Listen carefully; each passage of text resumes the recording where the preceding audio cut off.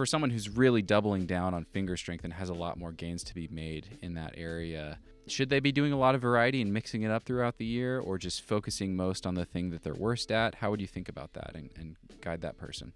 Yeah, it's definitely worth having some variety.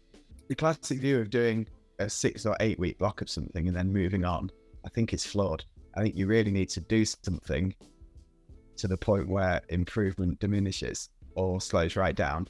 And only at that point is it worth moving on to something else. So for me, I'd start on the grip type I'm weakest at. So say I train full crimps with a certain, I'm going to do max hangs on full crimps, and I'm going to build up the weight as much as I can until I don't see any more progress. And at that point, I'll change it to something else. But if I'm still seeing progress, there's no point stopping after a predetermined time, because there's progress to be made. So I think you need to really listen to how your body is responding and then adjust stuff accordingly. And I mean, I think you can train multiple grip types together throughout a training week or, a couple of weeks. You don't have to specifically do one thing and then move on to another thing. You can have an open-handed session, a crimp session, you can do a power endurance session, you can muddle them all around, really. I mean, it might not be completely optimal, but nothing is. No one climbs completely optimally. There's always something. The weather's bad, there's always something going on. So I don't think you need to worry about 100% optimizing everything you're doing. But I think you can always if you can fit it in and you can do it and you're enjoying it, then I think you should get loads of variation into a training week and only really change what you're training when you feel like it's not budging anymore and it's run its course. Then change that element to something else. Like, one thing I've often done is train like 4 primary grip types, like open 4, half crimp, full crimp, and like 3-finger drag. And I'll just rotate through those in the same workout. What are your thoughts on that versus separating them out and focusing all in on one grip type per session? For me, if I can fit the sessions in, I like to just do them separately. So I'd rather have 5 really short sessions than, say, really long sessions. I think if you can fit that in, I'm quite lucky that I can kind of train at work at lunchtime or train before work at home. So for me, I'll happily do 5 days of training in a row, and each session's just very different. So they kind of don't really interfere much. But I understand a lot of people don't have that luxury, and they may be training around work, or they've got a family life or something.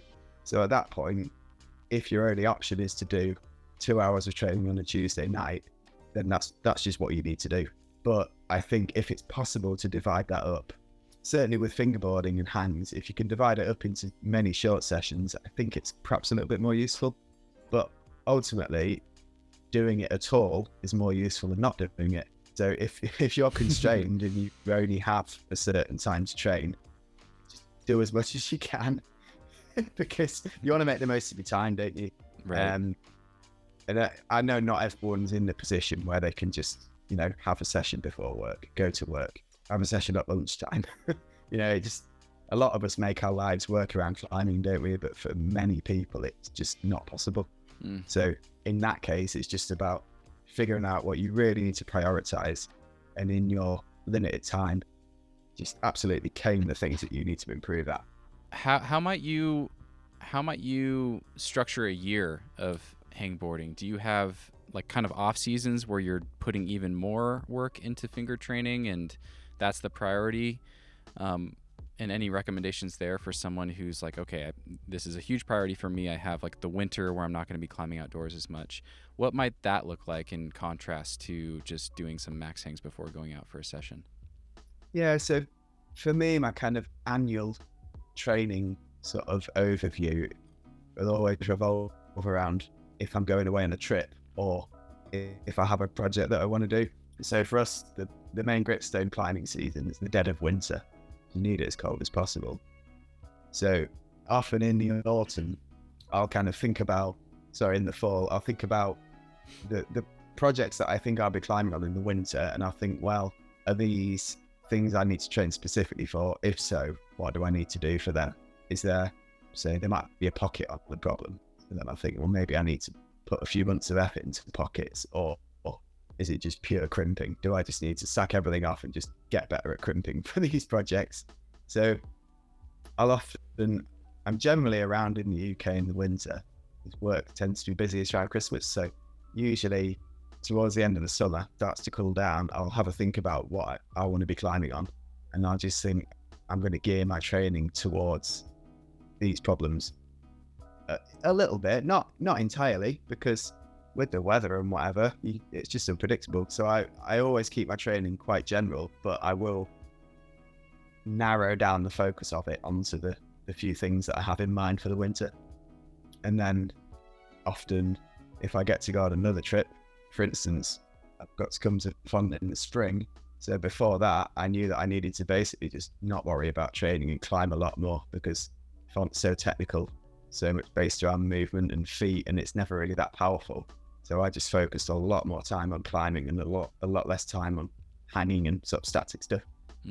So I just kind of look at where I'm going to be, and then give myself a few months to sort of, not to train completely for that, but to just focus my training slightly more on the thing that I'll be doing. Because I think I'm at the stage now where I've been training for 20 years, so I'm not going to make huge leaps in my progress, but I can just slightly tweak things and adjust myself a little bit to make me fit what I'm doing slightly better.